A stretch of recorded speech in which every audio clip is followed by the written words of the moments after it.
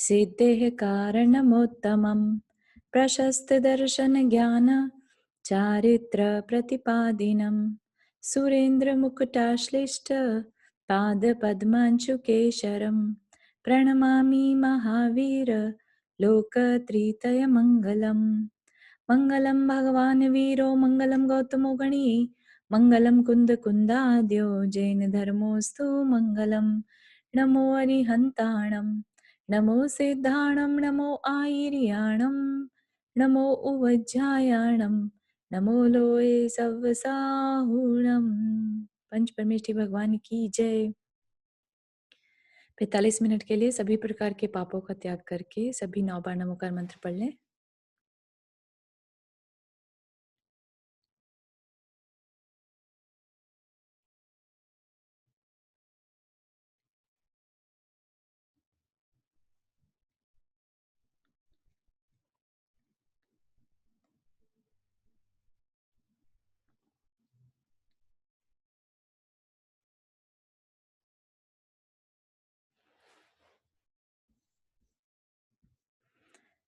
तो हमने पिछली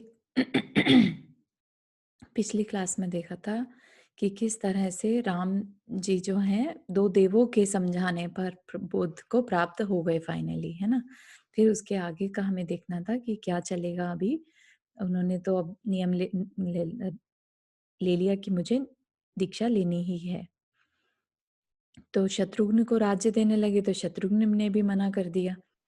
तो शत्रुघ्न ने क्या कहा देखते हैं। शत्रुघ्न भी राग रूपी पाश को छेद कर द्वेष रूपी बैरी को नष्ट कर तथा समस्त परिग्रह से निर्मुक्त हो श्रमण हो गया। श्रमण मतलब साधु हो गया। तदनंतर विभीषण, सुग्रीव, नील, चंद्रनख, नल, क्रव्य तथा विरादित आदि अनेक विद्याधर राजा भी बाहर निकले। जिन विद्याधरों ने विद्या का परित्याग कर दीक्षा धारण की थी, उनमें से कितने ही लोगों को पुनःचारण रिद्धि उत्पन्न हो गई थी। तो ये यहाँ पर क्या बात कही, उन्हें पुनःचारण रिद्धि मतलब विद्याधर जो होते हैं वो ऑलरेडी उनमें विद्या रहती है, वो उड़ सकते हैं, है ना। लेकिन यहाँ पर पुनःचारण रिद्धि जो तपस्या से भी एक चारण रिद्धि, चारण होता है उड़ने, आकाश से संबंधित रिद्धि। तो तपस्या से जो रिद्धि प्राप्त हुई तो वो उन्हें फिर से प्राप्त हो गई, ऐसा कहना चाह रहे हैं यहाँ पर। तो वो क्या बन गए बेसिकली, रिद्धिधारी मुनिराज। हम लोग पूजा आदि में भी पढ़ते हैं ना, 64 रिद्धियां होती हैं, बल रिद्धि, तप रिद्धि, ऐसे ही चारण रिद्धि, है ना। तो उनमें वो 64 रिद्धियों का ही एक पार्ट है। तो वो रिद्धिधारी मुनिराज हो गए।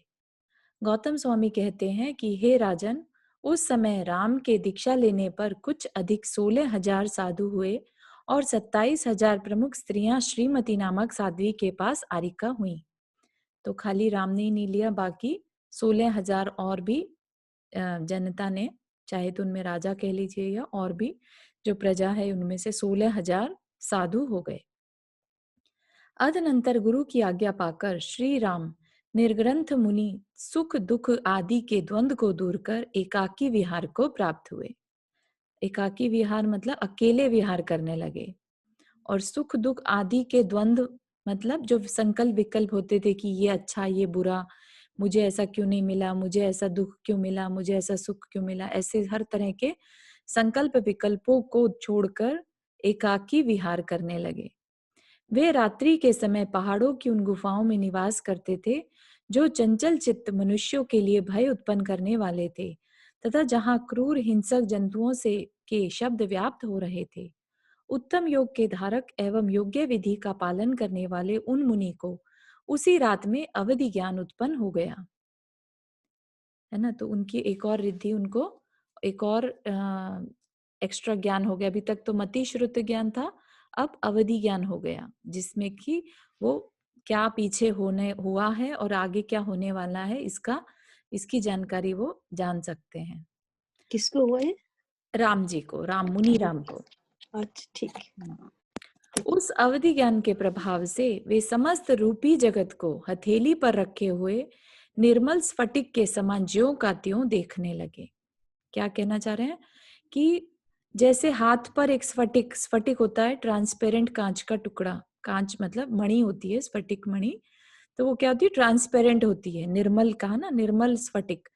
जैसे वो एकदम रखो हाथ पे तो बिल्कुल क्लियर सब कुछ दूसरी साइड का दिख रहा होता है। तो ऐसा ही उन मुनिराज को अब सब कुछ जो है रूपी जगत, जो देखने योग्य जगत है, जो दिखाई देने लग, ऐसा नहीं कि आत्मा भी दिखाई दे जाए, रूपी जगत जो है वो उनको क्लियरली दिखने लगा।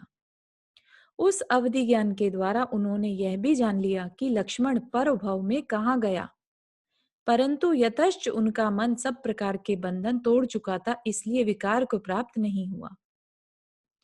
लक्ष्मण कहाँ गए थे, हम शायद आगे देखेंगे, अभी यहाँ कहीं जिक्र नहीं किया है ना। तो वे सोचने लगे कि देखो, जिसके 100 वर्ष कुमार अवस्था में, 300 वर्ष मंडलेश्वर अवस्था में और 40 वर्ष दिग्विजय में बीता हुए, जिसने 11,560 वर्ष तक साम्राज्य पद का सेवन किया और जिसने 25 कम 12,000 वर्ष भोगीपना प्राप्त कर व्यतीत किए, वह लक्ष्मण अंत में भोगों से तृप्त न होकर नीचे गया। नीचे मतलब नरक में गया। तो इतने सालों तक भी भोग करने के बाद सिर्फ उस भोग को ना छोड़ पाने की वजह से वो नरक में नीचे की साइड गए। छोड़ दे कोई अपना भोग तो ऊपर की साइड जाता है, लेकिन ना छोड़ पाए तो नीचे की साइड। तो भोग जो है हमारे नरक या स्वर्ग को डिसाइड करते हैं। मीन्स उन्होंने 11,000 राज्य किया एंड ये दोनों मिला के कितने लाइफ था ये उनका फिर? 25 कम 25 12,000 वर्ष, हमारी। हाँ, टोटल उनकी आयु रही। हम्म। ठीक है ना। तो इतना समय होने के बाद भी वो नीचे गए। जी कुछ कह रहे हैं उमा जी? वो चौथी नरक में गए ना वो? तीसरे नरक में। नहीं, वो सीता जी वो राम को बोध हम्म बोध कराने के लिए तो वो तीसरी नरक तक जा सकते हैं। हम्म तो रावण को तो बोध दिलाया, लेकिन वो लक्ष्मण जी चौथी नरक में थे तो उनके पास नहीं जा सके ना। अच्छा अच्छा, ऐसा है, ठीक है, बहुत अच्छा। तो जी, जी, thank you for sharing the information. Thank you. तो फिर देखते हैं आगे। लक्ष्मण के मरण में उन दोनों देवों का कोई दोष नहीं है। यथार्थ में भाई की मृत्यु के बहाने उसका वह काल ही आ पहुंचा था, है ना। कोई सोचे कि अब देवों का क्या होगा, देवों ने आके जस्ट एक ये कहा था कि तुम्हारे भाई की मृत्यु हो गई, है ना, वो तो मजाक कर रहे थे, और लक्ष्मण जी का प्राणांत हो गया। तो अब ये बात आती है कि इसमें क्या देवों को दोष लगेगा, लेकिन वो क्या कह रहे हैं कि ऐसा ही होना था, उनका काल आ चुका था, इसलिए इस तरह मतलब के उन्होंने निमित्त क्या बने। उन्होंने क्या भाई मतलब राम जी के लिए बोला था? हाँ जी, हाँ जी। ओके। उन्होंने ये आके सिर्फ ये देखना चाहा था कि भाई, दोनों भाइयों में कितना प्रेम है। अगर हाँ एक हाँ। के मरण की खबर सुने तो क्या असर पड़ेगा, उनके उनके एक्सप्रेशन सिर्फ देखना चाह रहे थे। उन्हें ये नहीं मालूम था कि वो वाकई में मर जाएगा। हाँ, ठीक ठीक, याद आ गया। हम्म। जिसका चित्त मोह के अधीन था, ऐसे मेरे तथा उसके वसुदत्त को आदि लेकर अनेक प्रकार के नाना जन्म साथ साथ बीत चुके हैं। तो क्योंकि उन्हें अवधि ज्ञान हो चुका है, तो उन्हें सब याद आ रहा है कि उनके और मेरे अनेक जन्म एक साथ हो चुके हैं। इस प्रकार व्रत और शील के पर्वत तथा उत्तम धैर्य को धारण करने वाले पद्म मुनि ने समस्त बीती बात जान ली। वे पद्म मुनि उत्तम लेश्या से युक्त, गंभीर गुणों के सागर, उदार हृदय एवं मुक्ति रूपी लक्ष्मी के प्राप्त करने में तत्पर थे। उत्तम लेश्या रहती है, लेश्या मतलब एक तरह के उनके परिणाम कैसे थे, तो उत्तम लेश्या मतलब अच्छे परिणाम से युक्त, है ना, बिल्कुल जिसमें कषाय ना के बराबर हो। गंभीर और गुणों के सागर, उदार हृदय एवं मुक्ति रूपी लक्ष्मी के प्राप्त करने में तत्पर। तो यहाँ पर क्या है, उनका फोकस्ड, फोकस्ड किसके लिए है, वो सिर्फ लक्ष्मी, मुक्ति रूपी लक्ष्मी अर्थात मोक्ष को पाने में तत्पर। हाँ जी रुक्मणी जी, आपने हाथ रेज किया। हाँ ये लेशिया 6 या 8 प्रकार की होती है ना? हाँ जी, 6 प्रकार की 4 होती उत्तम, है। 4 छह में 3 उत्तम, 3 खराब, जघन्य मतलब 3 खराब। हाँ जघन्य। हाँ, ओके ओके, थैंक हाँ यू। जी। तो उत्तम लेशा वाले जो हैं नियम से देवगति की ओर जाते हैं, मतलब देवगति, और नहीं तो यहाँ पर तो मोक्ष ही प्राप्त कर लेंगे। तो उत्तम लेशा अच्छे परिणामों को कहते हैं बेसिकली। गौतम स्वामी कहते हैं, हे श्रेणिक, मैं यहाँ आए हुए तुम सब लोगों से भी कहता हूँ कि तुम लोग उसी मार्ग में रमण करो जिसमें कि रघु उत्तम अर्थात राम मुनि रमण करते थे। जिन शासन में शक्ति और भक्ति पूर्वक प्रवृत्त रहने वाले मनुष्य जिस समस्त प्रयोजन की प्राप्ति होती है, ऐसे मुक्ति पद के निकटवर्ती जन्म को प्राप्त होते हैं। मुक्ति पद के निकटवर्ती जन्म को मतलब और मुक्ति पद के निकट पहुंच जाते हैं अगर जिन शासन में शक्ति और भक्ति पूर्वक प्रवृत्त रहने वाले मनुष्य की बात बता रहे हैं, तो कि तुम भी ऐसे ही रमण करो। हे भव्य जनों, तुम सब जिनवानी रूपी महारत्नों के खजाने को पाकर कुलिंगियों के दुखदायी समस्त शास्त्रों का परित्याग करो। अर्थात जो मिथ्या दर्शन फैलाने वाले कुशास्त्र हैं, उनका परित्याग करो। जिनकी आत्मा खोटे शास्त्रों से मोहित हो रही है तथा जो कपट सहित कलुषित क्रिया करते हैं, ऐसे मनुष्य जनमानदों की तरह कल्याण मार्ग को छोड़कर अन्यत्र चले जाते हैं। जैसे कि कई शास्त्रों में ये कहते हैं ना कि भाई हिंसा करना या बलि चढ़ाना अच्छा है ना? तो वो शास्त्र क्या कहलाएंगे? वो शास्त्र खोटे शास्त्र कहलाएंगे। ऐसे शास्त्र क्या हमारा कल्याण कर पाएंगे? नहीं कर पाएंगे, है ना? तो इसलिए यहाँ पर क्या कह रहे हैं कि उन खोटे शास्त्रों का परित्याग करो, नहीं तो क्या होगा? जन्म अंधों की तरह, जो जन्म से ही अंधे हो, उनकी तरह कल्याण मार्ग को छोड़कर कहीं अन्यत्र चले जाओगे। कितने ही शक्तिहीन वकवादी मनुष्य नाना उपकरणों को साधन समझ इनके ग्रहण में दोष नहीं है ऐसा कहकर उन्हें ग्रहण करते हैं, सो वे कुलिंगी हैं। कुलिंगी जो साधु, कुलिंगी साधु की बात बता रहे हैं कि वो ऐसे उपकरणों को, ऐसे तरीकों को ग्रहण कर लेते हैं और ये मानते हैं कि इनके ग्रहण में दोष नहीं है। लेकिन उनका ऐसा मानना, राइट, ऐसा मान लेने से कि इनमें दोष नहीं है, क्या उनके दोष खत्म हो जाएंगे? लेट्स से कोई किसी का मर्डर कर दे और कहे कि नहीं, मर्डर करने में कोई दोष नहीं है, तो क्या वाकई में ऐसा हो जाएगा? राइट, ऐसा नहीं होगा। जो रियलिटी है वो तो रियलिटी ही रहेगी, राइट। तो यहाँ पर वही कह रहे हैं कि ऐसा समझकर, नाना उपकरणों को साधन समझकर, और फिर ये समझते कि इनके ग्रहण में दोष नहीं है, ऐसा करके ग्रहण करते हैं, सो वे कुलिंगी हैं। मूर्ख मनुष्य उन्हें व्यर्थ ही आगे करते हैं, वे खिन्न शरीर होते हुए बोझा ढोने वाले के समान भार को धारण करते हैं।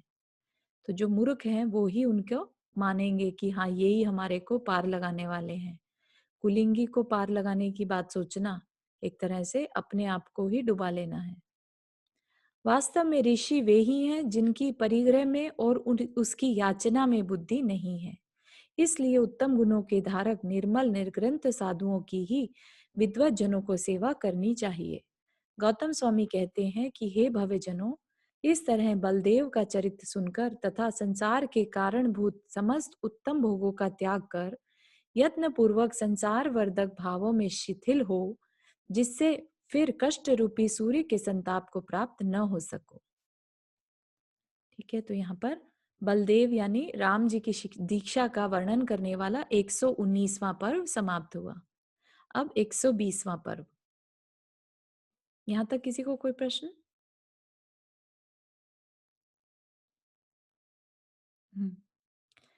आगे देखते हैं। अतनंतर गौतम स्वामी कहते हैं, हे राजन, इस तरह योगी बलदेव के गुणों का वर्णन करने के लिए 1 करोड़ जिह्वाओं की विक्रिया करने वाला धरणेन्द्र भी समर्थ नहीं है।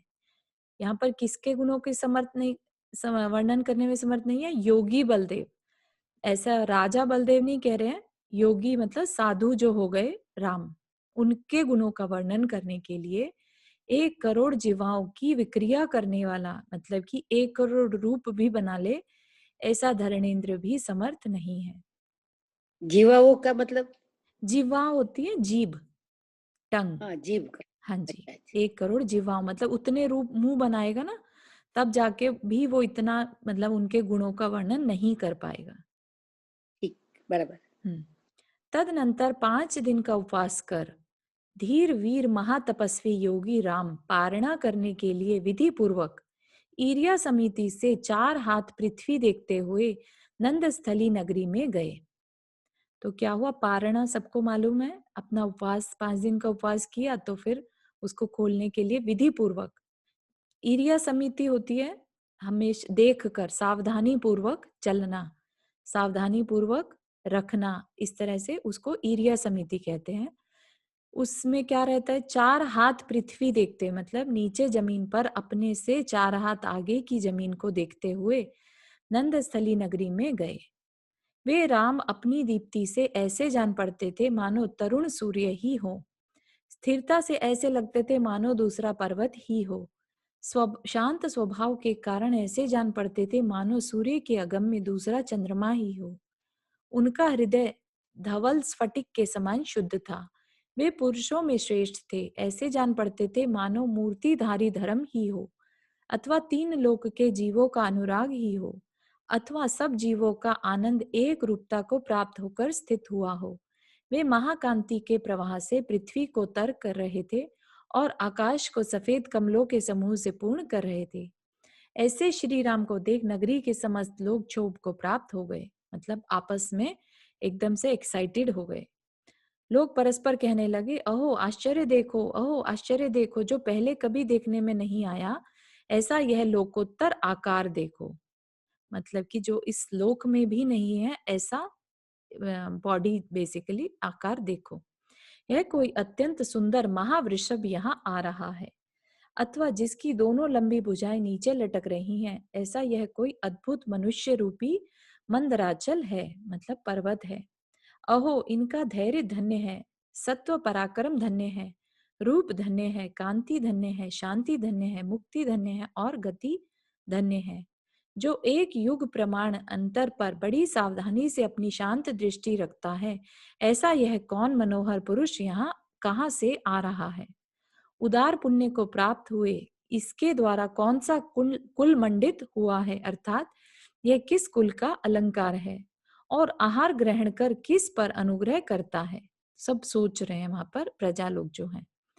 इस संसार में इंद्र के समान ऐसा दूसरा रूप कहाँ हो सकता है।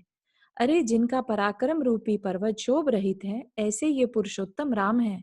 आओ आओ इन्हें देखकर अपने चित्त दृष्टि जन्म कर्म बुद्धि शरीर और चरित्र को सार्थक करो।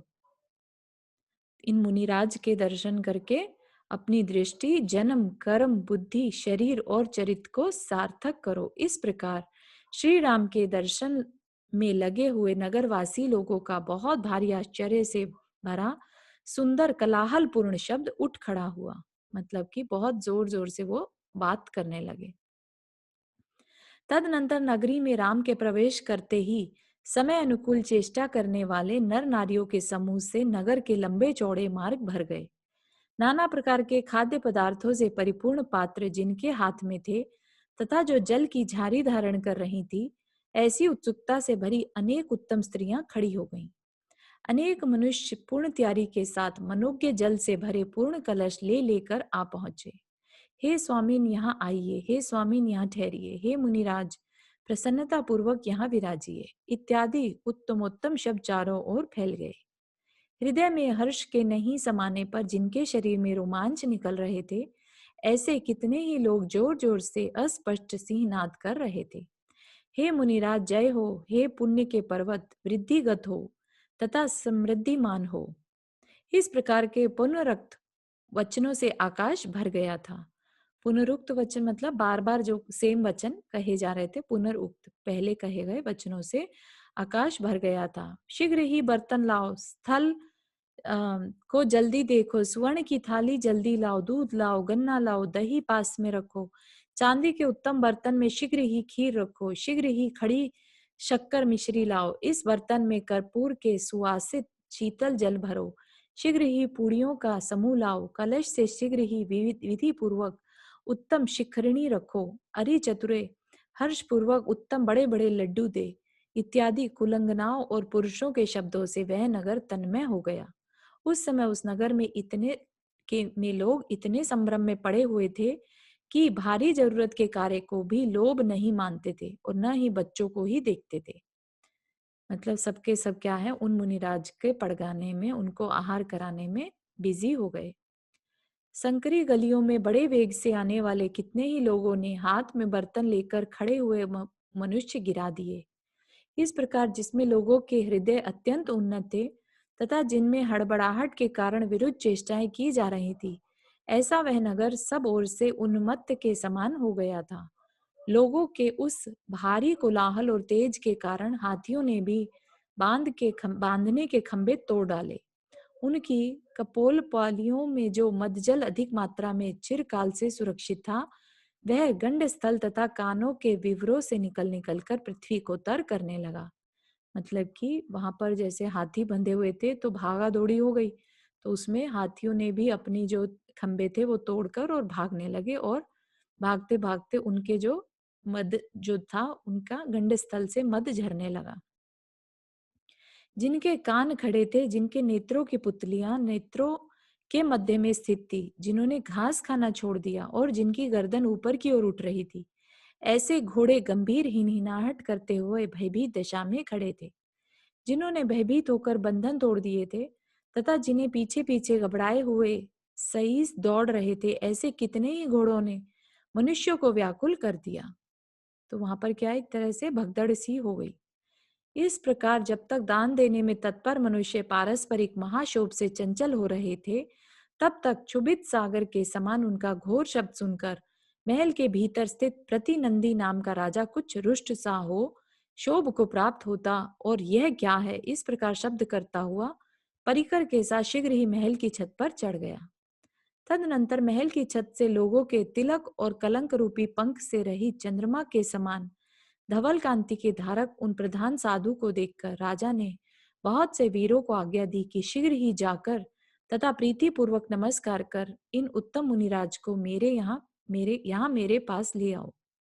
स्वामी जो आज्ञा करें। इस प्रकार कहकर राजा के प्रधान पुरुष लोगों की भीड़ को चीरते हुए उनके पास गए और वहां जाकर हाथ जोड़ मस्तक से लगा मधुर वाणी से युक्त और उनकी कांति से हृदय चित होते हुए इस प्रकार निवेदन करने लगे कि हे भगवान, इच्छित वस्तु ग्रहण कीजिए। इस प्रकार हमारे स्वामी भक्ति पूर्वक प्रार्थना करते हैं, सो उनके घर पधारिए।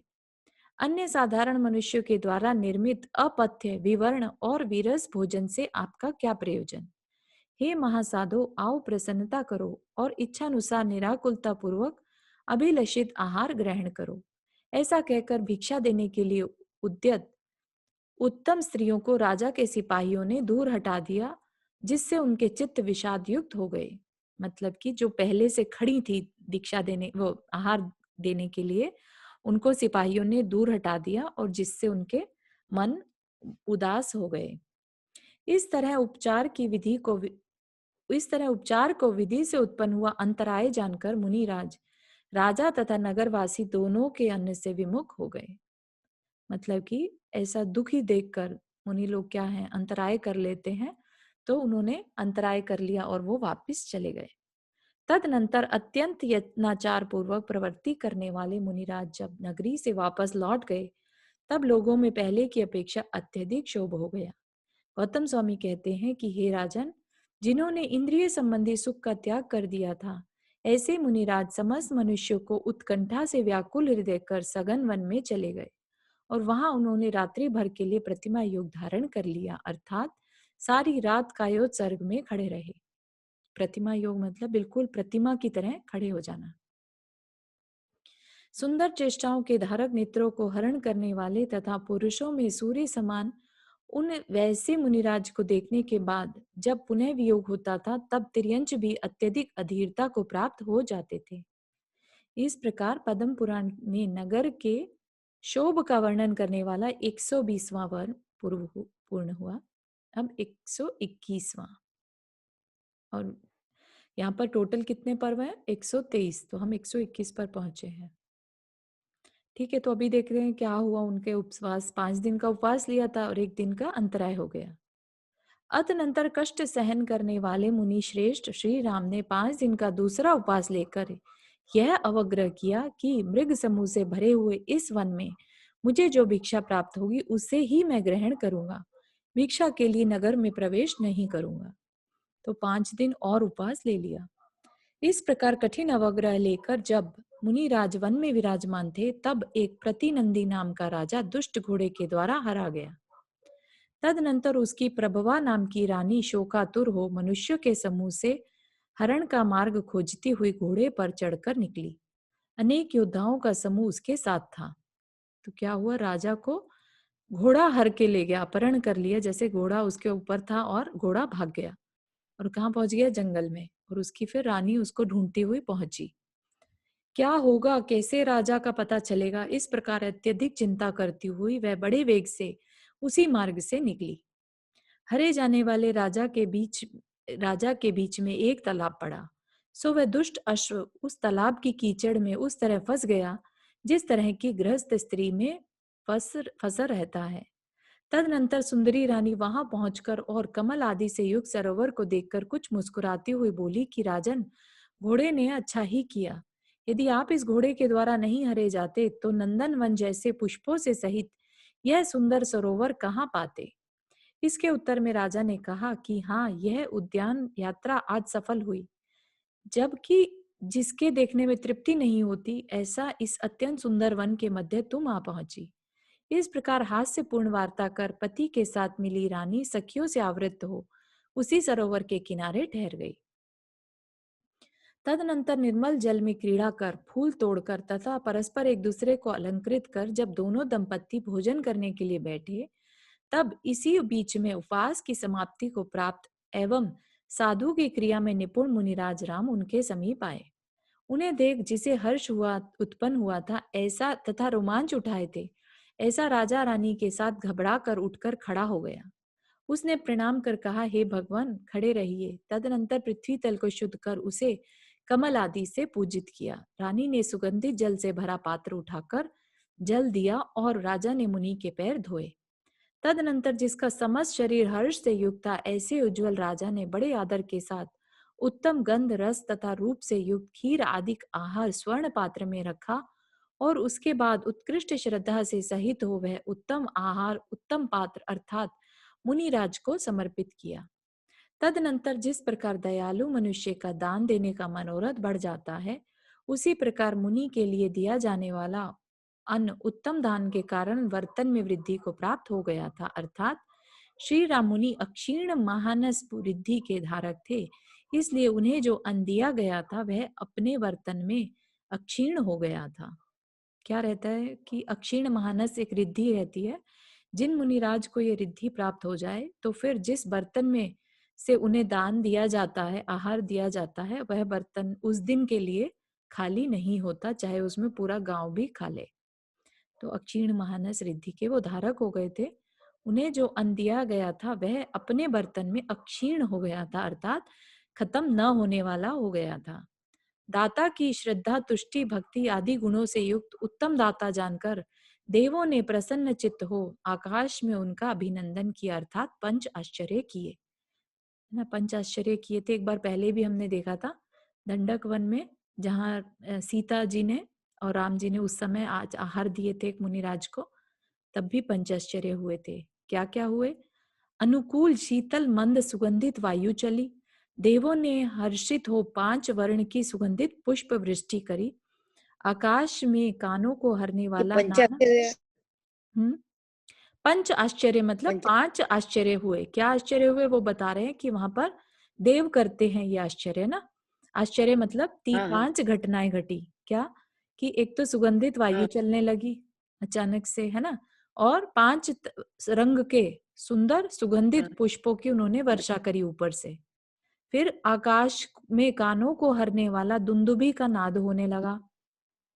अप्सराओं के संगीत की उत्तम ध्वनि उस दुंदुभी वादन के साथ मिली हुई थी और संतोष से युक्त कंदर्प जाति के देवों ने अनेक प्रकार के शब्द किए तथा आकाश में नाना नाना रस पूर्ण अनेक प्रकार का नृत्य किया। ठीक है, तो ये 5 तरह की पंच आश्चर्य बोलते, 5 घटनाएं एक साथ घटती हैं।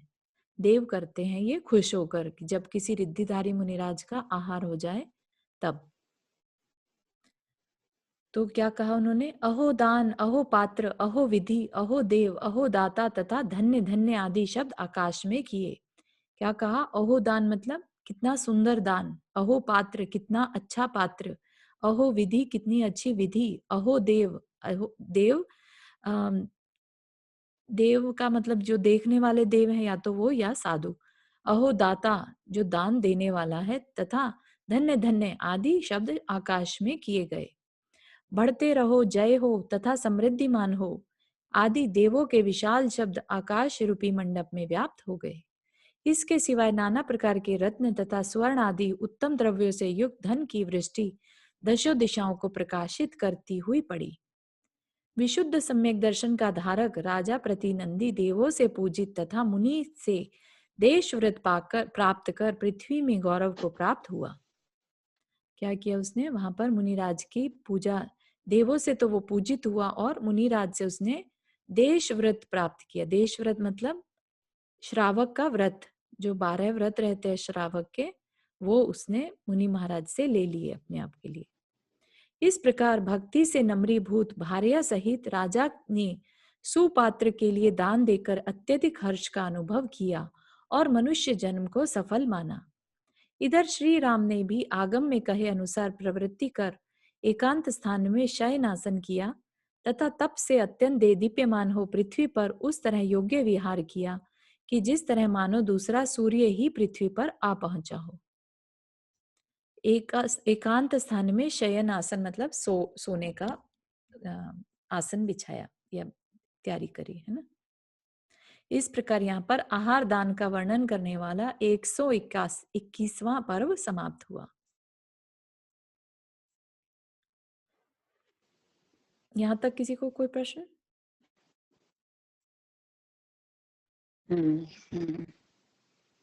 आगे चल। अतनंतर जिनके राग द्वेष शांत हो चुके थे, ऐसे श्री भगवान बलदेव ने सामान्य मनुष्यों के लिए अशक्य अत्यंत कठिन तप किया। ठीक है, तो उन्होंने अत्यंत कठिन तप किया। जब सूर्य आकाश के मध्य में चमकता था तब तेला आदि का उपवास धारण करने वाले राम वन में आहारार्थ भ्रमण करते थे और गोपाल आदि उनकी उपासना करते थे। वे व्रत गुप्त समिति आदि के प्ररूपक शास्त्रों के जानने वाले थे, जितेंद्रिय थे, साधुओं के साथ स्नेह करने वाले थे, स्वाध्याय में तत्पर थे, अनेक उत्तम कार्यों के विधायक थे, अनेक महारिद्धियां प्राप्त होने पर भी निर्विकार थे, अत्यंत श्रेष्ठ थे, परिचय रूपी योद्धा तथा मोह को जीतने के लिए उद्यत थे। तप के प्रभाव से व्याघ्र और सिंह शांत होकर उनकी ओर देखते थे। रुक्मणी जी, आपने हाथ रेज किया।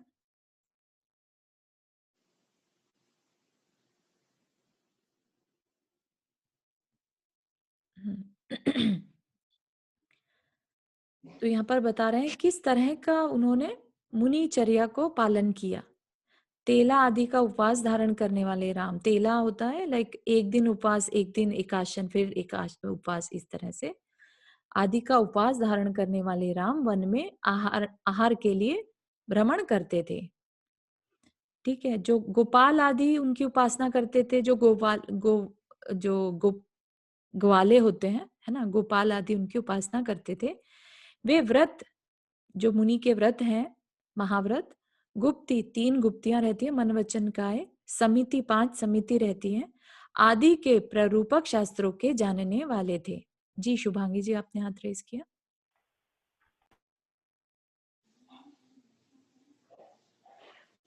सॉरी, मैं अनम्यूट थी। हाँ। शायद आपने अभी बोला ना तेला, तो तेला में मतलब आई थिंक 3 उपवास को तेला बोलते हैं। हाँ, और हम लोग तो 3 उपवास को ही तेला बोलते हैं। 3 लगातार क्योंकि उपवास। मैंने किया एक बार, इसलिए ठीक है। हाँ, दूसरा वाला होता है प्रोषद उपवास। अगर मैंने भी किया, इसलिए मेरे को लगा कि शायद कुछ अलग होगा ये। जिसमें एक दिन खाओ, एक दिन लो और एक दिन ना लो, वो प्रोषद होता है मेरे ख्याल। हाँ, प्रोषद में एक एकाशन, फिर उपवास, फिर एकाशन, फिर उपवास। ये तीनों दिन का उपवास। ठीक है, ये 3 दिन का उपवास, ये 3 दिन का तेला बोलते हैं। ठीक है। तो बेला में क्या होता है? बेला में फिर 2 दिन का उपवास हो गया। 2 दिन का उपवास, तेला बेला।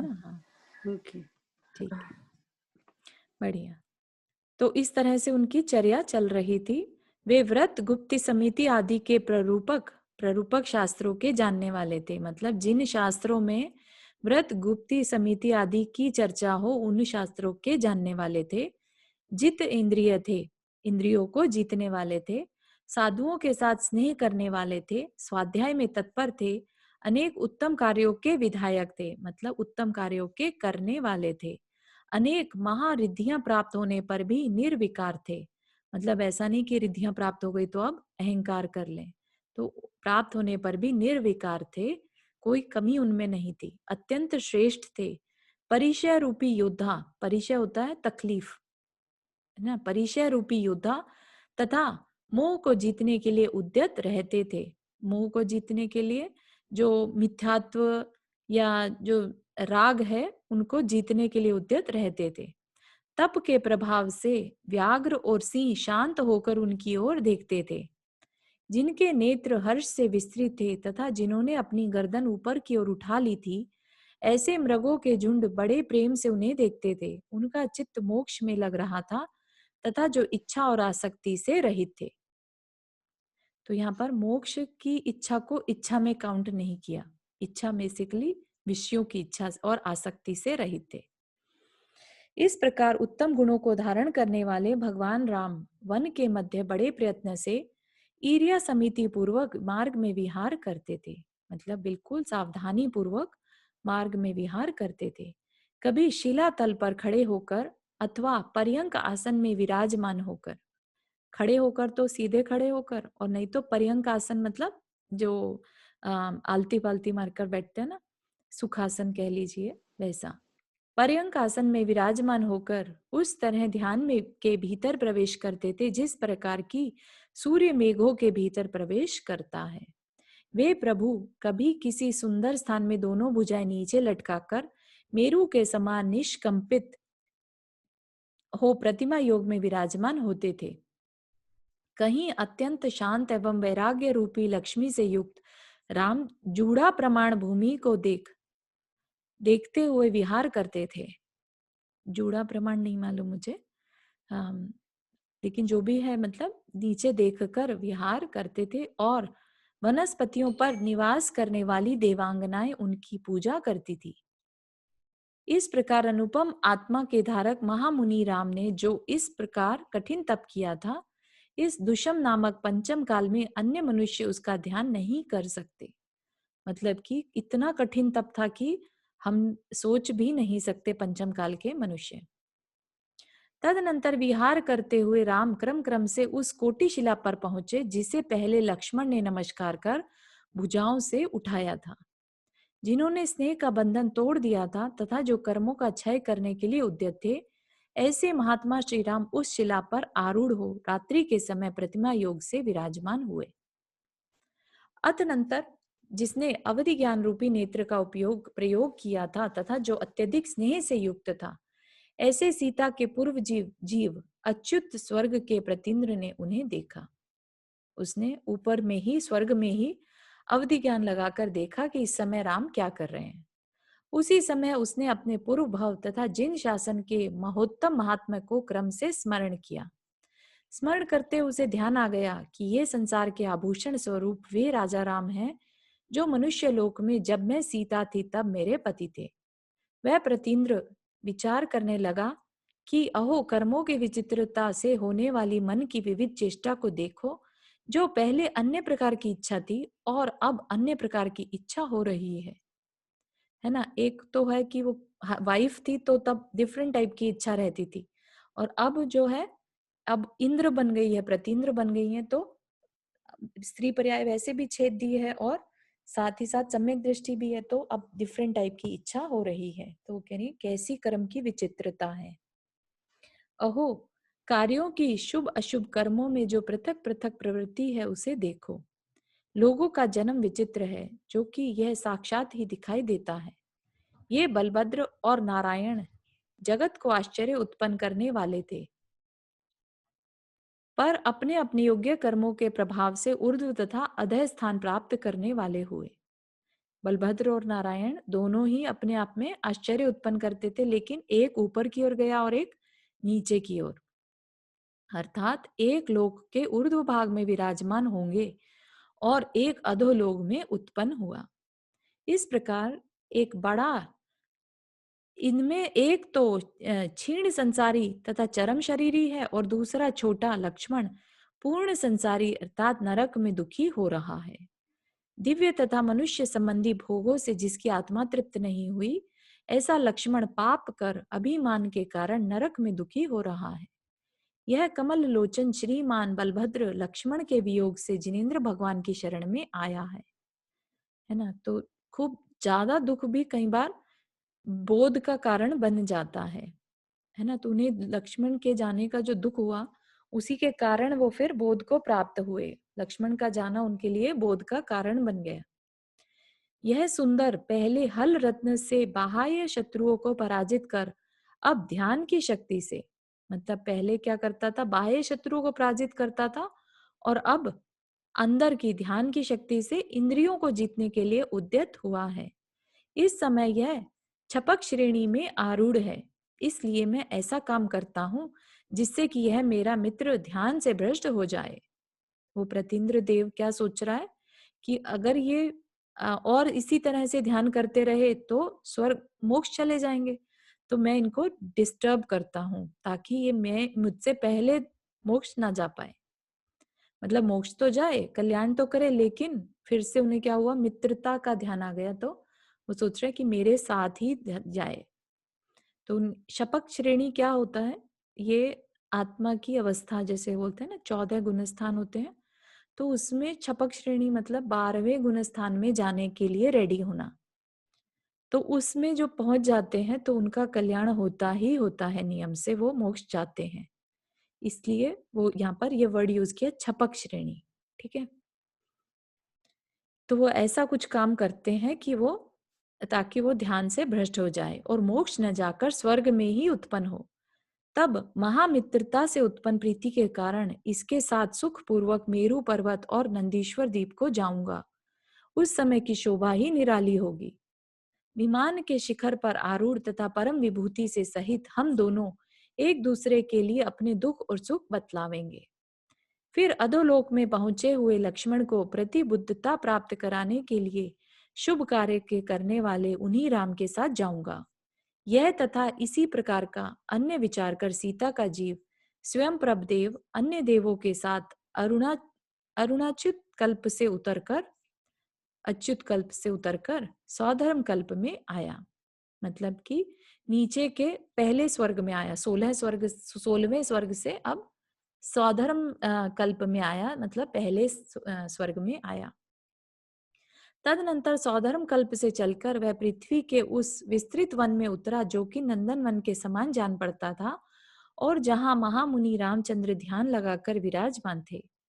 उस वन में अनेक फूलों को पराग को धारण करने वाली सुखदायक वायु बह रही थी, और सब और पक्षियों का मनोहर कलकल शब्द हो रहा था। वकुल वृक्ष के ऊपर भ्रमरों का सबल समूह चंचल हो रहा था, तथा कोकिलाओं का समूह जोरदार मधुर शब्द कर रहे थे। नाना प्रकार के सुंदर शब्द प्रकट करने में निपुण मैनाएं मनोहर शब्द कर रही थी, और पलाश वृक्षों पर बैठे शुक स्पष्ट शब्दों का उच्चारण करते हुए क्रीड़ा कर रहे थे। भ्रमरों से सहित आम्रों की मंजरियां कामदेव के नूतन तीक्ष्ण वाणों के समान जान पड़ती थी। आम्र की मंजरियां होती है, आम की जो जिस पर फल आने वाला है आम, ऐसे मंजरियां बोलते हैं उसको। कनेर के फूलों से पीला पीला दिखने वाला वन ऐसा जान पड़ता था मानो पीले रंग के चूर्ण से क्रीड़ा करने के लिए उद्यत ही हुआ हो। मंदिर के गंडूप रूपी दोहद की अपेक्षा करने वाला वकुल वृक्ष ऐसा बरस रहा था जैसा कि वर्षा काल मेघों के समूह से बरसता है। मदिरा के गंडूप रूपी दोहद की अपेक्षा करने वाला वकुल वृक्ष बरस रहा था जैसा कि वर्षा काल मेघों के समूह से बरसता है, मतलब उस पे से कुछ छींटे से निकल रहे थे। ठीक है, आज के लिए यहीं तक रखें। अब नेक्स्ट क्लास में कल तक में पूरा हो जाएगा अपना। अभी और थोड़ा, अच्छा टाइम हो गया। हाँ मतलब हाँ अभी तक तो नहीं होगा, अभी मेरे ख्याल तो अभी काफी पेज रह गए या नहीं? नहीं 10 पेज ज्यादा से ज्यादा रह गए। अच्छा, फिर बाद में और कुछ 20 पेज रह गए हाँ, एक्चुअली। हाँ उसके बाद तो वो कुछ हाँ, अलग ही मैटर है। हाँ, वो 20 पेज अर्थ वगैरह तो लिख देंगे। अगर कल नहीं हुआ तो परसों तो फॉर श्योर हो जाएगा। नहीं, अगर कल हो जाए जी उससे ये हो जाएगा कि परसों हम दूसरा शुरू कर सकते हैं।